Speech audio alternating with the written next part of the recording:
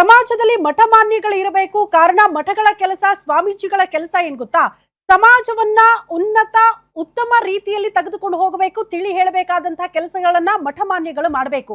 ಇತ್ತೀಚೆಗೆ ಬಿಡಿ ಜಾತಿವಾರು ವಿಚಾರಗಳಿಗೆ ಸಂಬಂಧಪಟ್ಟಂತೆ ಮಠಗಳನ್ನು ತೆಗೆದಿದ್ದಾರೆ. ಒಂದೊಂದು ಸಮುದಾಯಕ್ಕೆ ಸಂಬಂಧಪಟ್ಟಂತೆ ಮಠಗಳಿದೆ. ಮಠಗಳ ಕೆಲಸ ಏನ್ ಗೊತ್ತಾ? ತಮಗೆ ಬೇಕಾಗಿರುವಂತ ಅಥವಾ ತಮ್ಮ ಸಮುದಾಯಕ್ಕೆ ಬೇಕಾಗಿರುವ ಆದ್ಯತೆಗಳನ್ನ ಕೇಳಿ ಪಡೆಯೋದ್ರಲ್ಲಿ ತಪ್ಪಿಲ್ಲ. ಆದರೆ ಇದೇ ಮಠಮಾನ್ಯಗಳು ರಾಜಕೀಯಕ್ಕೆ ಎಂಟ್ರಿ ಆದ್ರೆ, ರಾಜಕೀಯ ವಿಚಾರಗಳನ್ನ ಪ್ರಸ್ತಾಪ ಮಾಡಿದ್ರೆ, ಇಂಥವರೇ ನಮ್ಮ ನಾಯಕರು ಆಗಬೇಕು ಅಂತ ಡಿಮ್ಯಾಂಡ್ ಗಳನ್ನ ಇಟ್ಬಿಟ್ರೆ ಸಮಾಜ ಏನಾಗಬೇಕು? ಯಾವ ಸಂದೇಶವನ್ನ ಸಮಾಜಕ್ಕೆ ಕೊಡ್ತಿದ್ದೀರಿ ಅನ್ನೋದನ್ನ ಪ್ರಶ್ನೆ ಮಾಡ್ಬೇಕಲ್ವಾ?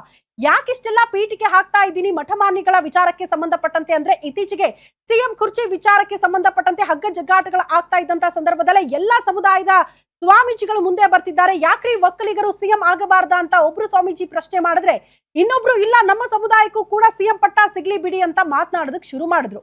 ಎಚ್.ಡಿ. ಕುಮಾರಸ್ವಾಮಿ ಅವರು ಹೇಳ್ಬಿಟ್ರು, ಮಠಮಾನ್ಯದವರು ರಾಜಕೀಯಕ್ಕೆ ಬರಬಾರದು, ರಾಜಕೀಯಕ್ಕೆ ಬಂದ್ರೆ ಹೆಂಗೆ ಅನ್ನೋದನ್ನ ಪ್ರಶ್ನೆ ಮಾಡಿದ್ರು. ಅದಕ್ಕೆ ಡಿ ಕೆ ಶಿವಕುಮಾರ್ ಅವರನ್ನು ಸುಮ್ಮನಾದ್ರ. ಗೌಡ್ರ ಬಗ್ಗೆ ಒಂದಷ್ಟು ವಿಚಾರಗಳನ್ನ ಪ್ರಸ್ತಾಪ ಮಾಡಿದ್ರು. ಒಕ್ಕಲಿಗ ಸಮುದಾಯವರ ಬೆನ್ನಿಗೆ ನಿಂತ್ಕೊಳ್ಳದೆ ಹೋದ್ರೆ, ಸ್ವಾಮೀಜಿಗಳು ಮಾತನಾಡದೆ ಹೋಗಿದ್ರೆ ಗೌಡ್ರು ಎಲ್ಲಿರ್ತಿದ್ರು ಅನ್ನೋದನ್ನ ನೇರವಾಗಿ ಡಿ ಕೆ ಶಿವಕುಮಾರ್ ಅವರು ಪ್ರಶ್ನೆ ಮಾಡ್ಬಿಟ್ರು. ನಾನು ಮತ್ತೆ ಹೇಳ್ತೀನಿ, ಮಠಮಾನ್ಯಗಳ ಕೆಲಸ ರಾಜಕೀಯ ಮಾಡೋದಲ್ಲ, ರಾಜಕೀಯ ವಿಚಾರಗಳನ್ನ ಪ್ರಸ್ತಾಪ ಮಾಡೋದಲ್ಲ. ಈ ವಿಚಾರಗಳು ಮತ್ತೆ ಯಾಕೆ ಸ್ವಾಮೀಜಿಗಳು ಎಂಟ್ರಿ ಆಗ್ತಿದ್ದಾರೆ ಅನ್ನೋದು ಪ್ರಶ್ನೆ ನಿಮಗೆಲ್ಲ ಗೊತ್ತು. ಡಾಕ್ಟರ್ ಶಿವಕುಮಾರ ಸ್ವಾಮೀಜಿಗಳನ್ನ ನಾವು ತ್ರಿವಿಧ ದಾಸೋಹಿ ಅಂತ ಕರೆದ್ವಿ.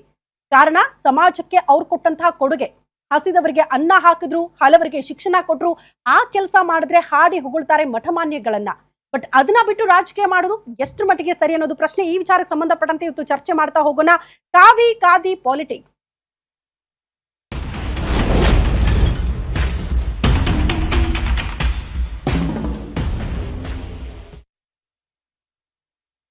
ಸಹಜವಾಗಿ ಒಂದಷ್ಟು ಪ್ರಶ್ನೆಗಳು ಮಠಮಾನ್ಯಗಳ ವಿಚಾರಕ್ಕೆ ಸಂಬಂಧಪಟ್ಟಂತೆ, ಸ್ವಾಮೀಜಿಗಳ ವಿಚಾರಕ್ಕೆ ಸಂಬಂಧಪಟ್ಟಂತೆ ಪ್ರಶ್ನೆಗಳಿದೆ. ಇವರ ಕೆಲಸ ಏನು ಅಂತ. ರಾಜಕೀಯ ಮಾಡೋದಾದ್ರೆ ರಾಜಕೀಯ ರಂಗಕ್ಕೆ ಎಂಟ್ರಿ ಕೊಟ್ಬಿಡಿ ಅಧಿಕೃತವಾಗಿ. ಆದ್ರೆ ಸಮಾಜದಲ್ಲಿ ಇಂಥವರೇ ನಾಯಕರಾಗಬೇಕು, ಈ ನಮ್ಮ ಸಮುದಾಯದವರೇ ನಾಯಕರಾಗಿರಬೇಕು ಅನ್ನುವಂತಹ ವಿಚಾರಗಳನ್ನ ಪದೇ ಪ್ರಸ್ತಾಪ ಮಾಡ್ತಾ ಇರೋದು ಯಾಕೆ ಅನ್ನೋದು ಪ್ರಶ್ನೆ ಆಗ್ತಾ ಇದೆ. ಅದೇ ವಿಚಾರಕ್ಕೆ ಸಂಬಂಧಪಟ್ಟಂತೆ ಅಪ್ಡೇಟ್ಸ್ ಅನ್ನ ನಿಮ್ಮ ಮುಂದೆ ಇಡ್ತಾ ಇದ್ವಿ. ಕುರ್ಚಿ ಫೈಟ್ ಮತ್ತೆ ಸ್ವಾಮೀಜಿಗಳ ಬೆಂಬಲ, ನಮ್ಮ ಸಮುದಾಯದವರೇ ನಾಯಕರಾಗಬೇಕು ಅಂತ ಒಬ್ಬೊಬ್ಬ ನಾಯಕರಿಗೆ ಒಬ್ಬೊಬ್ಬ ಸ್ವಾಮೀಜಿಗಳು ನಿರಂತರವಾಗಿ ಬೆಂಬಲ ಕೊಡ್ತಿದ್ದಾರೆ. ಡಿ ಕೆ ಶಿವಕುಮಾರ್ ಪರವಾಗಿ ನಿರ್ಮಲಾನಂದನಾಥ ಶ್ರೀಗಳು ಬ್ಯಾಟ್ ಬೀಸಿದ್ರು. ಸಿದ್ದರಾಮಯ್ಯ ಪರವಾಗಿ ನಿಂತಿದ್ದಾರೆ ಕಾಗಿನೆಲೆ ಪೀಠದ ಸ್ವಾಮೀಜಿ. ನಾಯಕತ್ವ ಗುದ್ದಾಟಕ್ಕೆ ಸ್ವಾಮೀಜಿಗಳ ಮಧ್ಯೆ ಪ್ರವೇಶ ಯಾಕೆ ಅನ್ನೋದು ಪ್ರಶ್ನೆ ಆಗ್ತಾ ಇದೆ. ಸ್ವಾಮೀಜಿಗಳ ಮಾತಿಗೆ ಕೆಲ ನಾಯಕರು ನಿರಂತರವಾಗಿ ವಿರೋಧ ವ್ಯಕ್ತಪಡಿಸಿದ್ದಾರೆ. ಇವರ ಕೆಲಸ ಏನು ಅಂತ. ಕಾವಿ ತೊಟ್ಟ ಸ್ವಾಮೀಜಿಗಳು ರಾಜಕೀಯ ಮಾಡೋದು ಸರಿನಾ? ರಾಜಕೀಯ ಮಾಡೋದಾದ್ರೆ ರಾಜಕೀಯಕ್ಕೆ ಬಂದ್ಬಿಡಿ. ಸಿದ್ದರಾಮಯ್ಯ, ಡಿ ಕೆ ಶಿವಕುಮಾರ್ ಕುರ್ಚಿ ಕುರುಕ್ಷೇತ್ರಕ್ಕೆ ಸ್ವಾಮೀಜಿಗಳ ಎಂಟ್ರಿ ಎಷ್ಟು ಸರಿ ಅಂತ. ಸ್ವಾಮೀಜಿಗಳು ಬೀದಿಗಿಳಿದ್ರೆ ಮಾತ್ರ ರಾಜಕಾರಣಿಗಳಿಗೆ ಪಟ್ಟ ಸಿಗುತ್ತಾ? ರಾಜಕೀಯ ನಾಯಕರ ಭವಿಷ್ಯ ಸ್ವಾಮೀಜಿಗಳ ಕೈಯಲ್ಲೇ ಇರುತ್ತಾ ಅನ್ನೋದು ಪ್ರಶ್ನೆ. ಕುರ್ಚಿ ಫೈಟ್ ಮಧ್ಯೆ ಸ್ವಾಮೀಜಿಗಳ ಬೆಂಬಲದ ಮಾತುಗಳು ಯಾಕೆ ಅನ್ನೋದು ಸಾರ್ವಜನಿಕವಾಗಿ ಕೇಳೋದಕ್ಕೆ ಸಿಗ್ತಾ ಇದೆ ಪ್ರಶ್ನೆ. ಬಟ್ ಈ ಬಾರಿನ ಸ್ವಾಮೀಜಿಗಳು ತಮ್ಮ ನಾಯಕರ ಪರವಾಗಿ ಬ್ಯಾಟ್ ಬೀಸ್ತಾ ಇರೋದು ಅಂದ್ರೆ ಖಂಡಿತ ಇಲ್ಲ. ಈ ಹಿಂದೆ BS ಯಡಿಯೂರಪ್ಪನವರನ್ನ ಸಿಎಂ ಸ್ಥಾನದಿಂದ ಕೆಳಗಿಳಿಸ್ತಾರೆ ಅನ್ನುವಂತಹ ವಿಚಾರಗಳು ಮುನ್ನೆಲೆಗೆ ಬರ್ತಾ ಇದ್ದಂತೆ ಲಿಂಗಾಯತ ಸಮುದಾಯದವರು ಒಗ್ಗಟ್ಟಾಗಿ ಅರಮನೆ ಮೈದಾನದಲ್ಲಿ ಬೃಹತ್ ಸಮಾವೇಶ ಮಾಡ್ತಾರೆ ಅವರ ಪರವಾಗಿ. ಲಿಂಗಾಯತ ಸಮುದಾಯ ಅವರ ಬೆನ್ನಿಗೆ ಇದೆ, ಅವ್ರನ್ನ ಕೆಳಗಿಳಿಸಿದ್ರೆ ಲಿಂಗಾಯತ ಸಮುದಾಯ ಪಕ್ಷದಿಂದ ದೂರ ಆಗುತ್ತೆ ಅನ್ನುವಂತ ಮಾತುಗಳು ಕೇಳೋದಕ್ಕೆ ಸಿಕ್ಕಿತ್ತು. ಬಟ್ ಈ ಬಾರಿ ಒಕ್ಕಲಿಗ ಸಮುದಾಯದ ಸ್ವಾಮೀಜಿಗಳು ಮುಂದೆ ಬರ್ತಿದ್ದಾರೆ, ದಲಿತ ಸಮುದಾಯದ ಸ್ವಾಮೀಜಿಗಳು ಮುಂದೆ ಬರ್ತಿದ್ದಾರೆ, ಕುರುಬ ಸಮುದಾಯದ ಸ್ವಾಮೀಜಿಗಳು ಮುಂದೆ ಬರ್ತಿದ್ದಾರೆ. ನಮ್ಮ ನಾಯಕರೇ ಸಿಎಂ ಪಟ್ಟದಲ್ಲಿ ಕೂತ್ಕೊಳ್ಬೇಕು ಅಂತ. ಎಲ್ಲಾ ಸಮುದಾಯದವರು ಒಂದು ಮಠ ತೆಗೆದಿದ್ದೀರಿ, ಓಕೆ. ನಿಮ್ಮ ಸಮುದಾಯಗಳಿಗೆ ಸಿಗಬೇಕಾದಂತ ಆದ್ಯತೆಗಳ ಬಗ್ಗೆ ಪ್ರಶ್ನೆ ಮಾಡಿ ತಪ್ಪಿಲ್ಲ, ಕೇಳುವಂತ ಹಕ್ಕುಗಳಿದೆ. ಆದ್ರೆ ರಾಜಕೀಯದಲ್ಲಿ ನೀವು ಮಾತನಾಡುವಂತಹ ಮಾತುಗಳು ಎಷ್ಟು ಮಟ್ಟಿಗೆ ಸರಿ ಅನ್ನೋದು ಪ್ರಶ್ನೆ ಆಗ್ತಾ ಇದೆ. ಯಾವ ಸಂದೇಶ ಕೊಡ್ತಿದ್ದೀರಿ ಸಮಾಜಕ್ಕೆ ಅನ್ನೋದು ಪ್ರಶ್ನೆ. ಉನ್ನತ ದಾರಿಯಲ್ಲಿ ಸಮಾಜವನ್ನ ತೆಗೆದುಕೊಂಡು ಹೋಗಬೇಕಾದಂತ ನೀವುಗಳೇ ರಾಜಕೀಯ ಮಾಡ್ಬಿಟ್ರೆ ಇದು ಪ್ರಶ್ನೆ ಇದೆ. ಈ ವಿಚಾರಕ್ಕೆ ಸಂಬಂಧಪಟ್ಟಂತೆ ಇವತ್ತು ಸುದೀರ್ಘವಾಗಿ ಚರ್ಚೆ ಮಾಡೋಣ. ನಮ್ಮ ಜೊತೆಗೆ ಅತಿಥಿಗಳು ಕೂಡ ಜಾಯಿನ್ ಆಗಿದ್ದಾರೆ. ತೇಜಸ್ ಗೌಡ, ಹಿಂದೂ ಮುಖಂಡರು ನಮ್ಮ ಜೊತೆಗಿದ್ದಾರೆ. ಸರ್ ನಮಸ್ತೆ, ಕಾರ್ಯಕ್ರಮಕ್ಕೆ ಆತ್ಮೀಯ ಸ್ವಾಗತ. ಕಾಂಗ್ರೆಸ್ ವಕ್ತಾರರು ಆದಂತಹ ರಘು ದೊಡ್ಡೇರಿ ಸರ್ ಇದ್ದಾರೆ. ಸರ್ ನಮಸ್ತೆ, ಕಾರ್ಯಕ್ರಮಕ್ಕೆ ಆತ್ಮೀಯ ಸ್ವಾಗತ. JDS ವಕ್ತಾರರು ಆದಂತಹ ರಿಸಿಕ್ ಸರ್ ಇದ್ದಾರೆ. ಸರ್ ನಮಸ್ತೆ, ಕಾರ್ಯಕ್ರಮಕ್ಕೆ ಆತ್ಮೀಯ ಸ್ವಾಗತ. ಮೊದಲನೇದಾಗಿ ತೇಜಸ್ ಗೌಡ ಅವರಿಂದ ಸ್ಟಾರ್ಟ್ ಮಾಡ್ಬಿಡ್ತೀನಿ. ಹಲವು ಮಠ ಮಾನ್ಯಗಳು ಕೂಡ ಇರೋದು ಉತ್ತಮ ಸಂದೇಶವನ್ನ ಸಮಾಜಕ್ಕೆ ಕೊಡಬೇಕು ಅಂತ. ಬಟ್ ಈಗ ರಾಜಕೀಯ ವಿಚಾರಗಳು ಸ್ವಾಮೀಜಿಗಳಿಂದ ಪ್ರಸ್ತಾಪ ಆಗ್ತಾ ಇದೆ. ಇದು ಎಷ್ಟು ಮಟ್ಟಿಗೆ ಸರಿ ಅಂತ ಫಸ್ಟ್ ರಿಯಾಕ್ಷನ್ ಕೊಟ್ಬಿಡಿ ಸರ್ ಇದಕ್ಕೆ. ಯಾವಾಗ ಗುರುಗಳು ಈ ವಿಚಾರವಾಗಿ ಎಂಟ್ರಿ ಆದ್ರು, ನಾನು ಮೊದಲನೇ ಸತಿ ನಾನು ಅದನ್ನ ವಿರೋಧ ಮಾಡಿದೆ. ಜಾತಿ ಗುರುಗಳು ಅಂತ ನಮ್ಮಲ್ಲಿಲ್ಲ. ನಮ್ಮಲ್ಲಿ ಧರ್ಮಗುರುಗಳು ಅಂತ ಇದೆ, ಜಗದ್ಗುರುಗಳು ಅಂತ ಇದ್ದಾರೆ. ಧರ್ಮಗುರುಗಳು ಜಗದ್ಗುರುಗಳು ಅಂತಂದ್ರೆ ಕೇವಲ ಜಾತಿಗೆ ಸಮುದಾಯಕ್ಕೆ ಮಾತ್ರ ಗುರುಗಳು ಅಲ್ಲ, ಇಡೀ ಧರ್ಮಕ್ಕೆ ಗುರುಗಳಿದ್ದಾರೆ. ಧರ್ಮಕ್ಕೆ ಏನಾದ್ರೂ ತೊಂದರೆ ಆದಾಗ, ಧರ್ಮಕ್ಕೆ ಏನಾದ್ರು ಸಮಸ್ಯೆ ಆದಾಗ ಎಲ್ಲಾ ಮಠಾಧೀಶರು ಒಂದಾಗಿ ಬಂದು ನಿಂತ್ಕೊಂಡು ಧರ್ಮದ ಪರ ನಿಂತು ಕೆಲಸ ಮಾಡ್ಬೇಕಾಗಿದೆ. ಬಟ್ ಇವತ್ತು ರಾಜ್ಯದಲ್ಲಿ ಏನಾಗ್ತಿದೆ, ಯಾವುದೋ ಒಂದು ಸಮಾಜಕ್ಕೆ, ಒಂದು ಜಾತಿಗೆ ಮಾತ್ರ ಸೀಮಿತ ಆಗ್ತಿದ್ದಾರೆ ಇವತ್ತು ಗುರುಗಳು. ಇದನ್ನ ನೀವೇ ಸ್ಟಾರ್ಟಿಂಗ್ ಹೇಳ್ದಾಗೆ ಇದು ಖಂಡಿತ ಸರಿ ಇಲ್ಲ. ಏನಕ್ಕೆ ಅಂತಂದ್ರೆ ಅವರು ಒಂದು ಸಂದೇಶ ಕೊಡ್ಬೇಕಾಗಿದೆ, ಎಲ್ಲಾರನ್ನೂ ಒಟ್ಟುಗೂಡಿ ತಗೊಂಡೋಗುವಂತ ಕೆಲಸ ಮಾಡ್ಬೇಕಾಗಿದೆ. ಇವತ್ತು ಅದೇ ಸಮಾಜದ ಹೆಣ್ಮಕ್ಳು ಲವ್ ಜಿಹಾದ್ ಬಲಿ ಆಗ್ಬೇಕಾರೆ, ಕನ್ವರ್ಷನ್ ಆಗ್ಬೇಕಾರೆ, ರಾಜ್ಯದಲ್ಲಿ ಗೋಹತ್ಯೆ ಆಗ್ಬೇಕಾರೆ ಯಾವ ಸ್ವಾಮೀಜಿ ಸಹ ಗಟ್ಟಿಯಾಗಿ ಧ್ವನಿ ಎತ್ತಿಲ್ಲ, ಪರ ನಿಂತಿಲ್ಲ. ಇವತ್ತು ರಾಜಕೀಯವಾಗಿ ಮಾತಾಡ್ಬೇಕು ಅಂತಂತಂದ್ರೆ ಅದು ಸರಿ ಇಲ್ಲ. ಕರ್ನಾಟಕ ರಾಜ್ಯದಲ್ಲಿ ದುರಂತ ಏನು ಅಂತಂತಂದ್ರೆ ಸ್ವಾಮೀಜಿಗಳು ಕೇವಲ ಈಗಿಂದ ಅಂತ ಅಲ್ಲ, ನೀವು ಆಗ್ಲೇ ಪ್ರಸ್ತಾಪ ಮಾಡ್ದಂಗೆ ಆಗ್ಲಿಂದನೂ ಸಹ ಒಂದು ರಾಜಕೀಯ ಮುಖಂಡರ ಹಿಂದೆಗಡೆ ನಿಂತ್ಕೊಂಡು ಅವ್ರ ಪರ ಬ್ಯಾಟಿಂಗ್ ಬೀಸೋ ಕೆಲಸ ಮಾಡ್ತಾರೆ. ರಾಜಕಾರಣಿಗಳು ರಾಜಕೀಯಕ್ಕೆ ಬರೋದು ರಾಜಕೀಯ ಮಾಡ್ಬೇಕು ಅಂತಾನೆ, ಅದು ಅವ್ರು ಬಿಟ್ರೆ ಮಾಡ್ತಾರೆ. ಜಾತಿ ಪರ ಮಾತಾಡೋದಕ್ಕೆ ಜಾತಿ ನಾಯಕರು, ಜಾತಿ ಮುಖಂಡರು ಇದ್ದಾರೆ, ಆ ಕೆಲಸ ಮಾಡ್ತಾರೆ.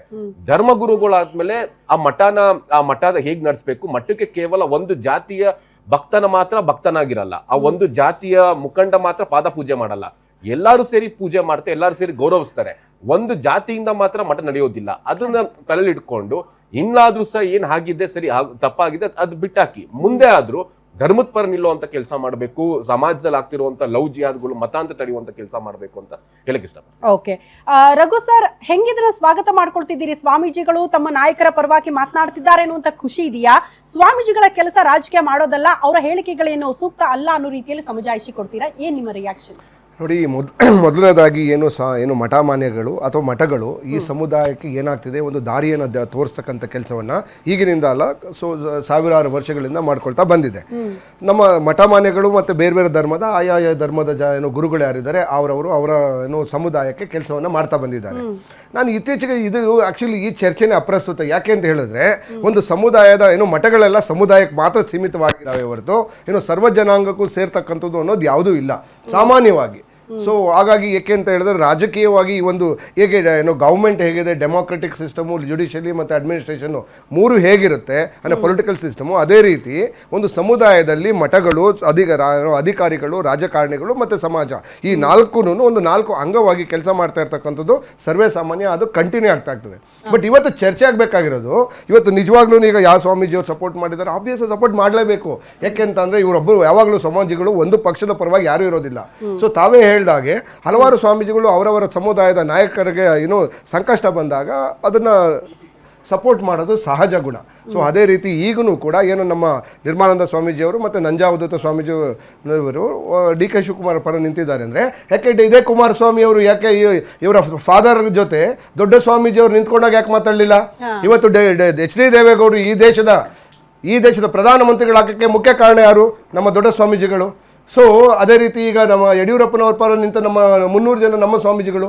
ಸೊ ಹಾಗಾಗಿ ಯಾವುದು ಸ್ವಾಮೀಜಿಗಳು, ಸ್ವಾಮೀಜಿಗಳನ್ನು ಯಾಕೆ ನೀವು ಹೊರಗಡೆ ತರ್ತಾ ಇದ್ದೀರಿ? ಸ್ವಾಮೀಜಿಗಳು ಅವರ ಸಮುದಾಯದ ಪರವಾಗಿ, ಧರ್ಮದ ಪರವಾಗಿ, ದೇವರುಗಳ ಪೂಜೆ ಅದನ್ನು ಮಾಡ್ಕೊಂಡು ಹೋಗ್ತಾ ಇದ್ದಾರೆ. ನಿಜವಾದ ಚರ್ಚೆ ಆಗಬೇಕಾಗಿರೋದು ಇವತ್ತು ಮಾನ್ಯ ಕುಮಾರಸ್ವಾಮಿ ಅವರೇ, ತಾವು ಯಾವ ನೈತಿಕತೆ ಇಟ್ಕೊಂಡು ಈ ವಿಚಾರಗಳನ್ನು ಮಾತಾಡ್ತಾ ಇದ್ದೀರಿ? ತಾವು ನಿಜವಾಗ್ಲೂ ತಮ್ಮ ವೈಫಲ್ಯಗಳನ್ನು ಮುಚ್ಚಿಡಲು ಯಾಕೆ ಈ ತರ ನಾಟಕವನ್ನು ಆಡ್ತಾ ಇದ್ದೀರಿ? ರಾಜ್ಯಕ್ಕೆ ನಿಮ್ಮ ಕೊಡುಗೆ ಸ್ವಾಗತ ಮಾಡ್ಕೊಳ್ತೀರಿ. ಸ್ವಾಮೀಜಿಗಳ ತಪ್ಪೇನಿದೆ ತಮ್ಮ ಸಮುದಾಯದ ನಾಯಕನನ್ನ ಬೆಂಬಲಿಸೋದು, ಅಧಿಕಾರದಲ್ಲಿ ಕೂರಿಸೋದ್ರಲ್ಲಿ ಅಂತ? ತಪ್ಪೇನಿಲ್ಲ. ಅದನ್ನ ನಿರ್ಧಾರ ಮಾಡೋದು ಮಠಮಾನ್ಯಗಳ ಕೆಲಸ ಅದ.